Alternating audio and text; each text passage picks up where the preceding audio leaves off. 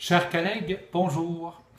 Alors aujourd'hui, j'aimerais vous parler du droit du courtier qui représente l'acheteur de pouvoir présenter lui-même sa proposition d'achat au vendeur. La situation est la suivante, à savoir qu'il y a certains courtiers inscripteurs, donc qui représentent le propriétaire-vendeur, qui ne souhaitent pas voir le courtier collaborateur présenter lui-même sa proposition d'achat au vendeur. La question à se poser, c'est est-ce que c'est une bonne pratique? Ceci étant dit, je pense que le courtier inscripteur a tout intérêt pour son vendeur à ce que le courtier collaborateur puisse présenter lui-même sa proposition d'achat. Il y a plusieurs éléments positifs à le faire. D'abord et avant tout, le courtier collaborateur va informer plus justement de la situation de son acheteur auprès du vendeur. Le deuxième élément, c'est qu'on va pouvoir éclaircir plus facilement, évidemment, les propositions d'achat. Alors, il y a donc des aspects extrêmement positifs.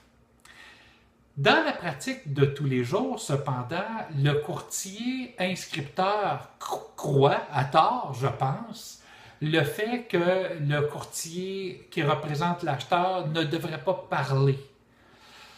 Je pense que cette situation-là ne devrait pas exister. Je pense que le courtier qui représente l'acheteur a droit, évidemment, à sa présentation et défendre, bien entendu, sa proposition d'achat auprès du vendeur.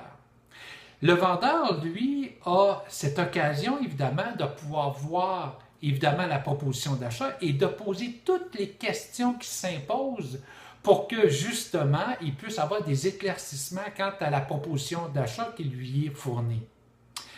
Alors, je pense que dans l'intérêt de tous, il est préférable, évidemment, que le courtier collaborateur puisse présenter lui-même, dans le cadre d'une collaboration, bien sûr, de présenter lui-même sa proposition d'achat. Le courtier qui représente le vendeur a tout intérêt à écouter ce que le collaborateur a à dire et de débattre ensemble de cette proposition-là au bénéfice des deux parties, pour l'acheteur comme pour le vendeur. Ceci dit, le courtier inscripteur, en fonction de la règle de l'article 100, et je vais vous la lire ici, on dit ici l'article 100 du règlement sur les conditions d'exercice d'une opération de courtage sur la déontologie. Alors on dit ici, le courtier ou le dirigeant d'agence ne doit pas empêcher un autre titulaire de permis qui a obtenu une proposition écrite de transaction de participer à la présentation de celle-ci, à moins d'instructions écrites de la part de la partie qu'il représente à cet effet. Donc, ici, on dit que le courtier inscripteur inscrive dans le contrat de courtage à l'effet que le vendeur ne veut pas recevoir le courtier collaborateur. Mais ceci est une exception. Elle ne doit pas devenir, évidemment, la règle. Alors voilà, j'espère que ça a répondu à vos questions. Merci, au revoir.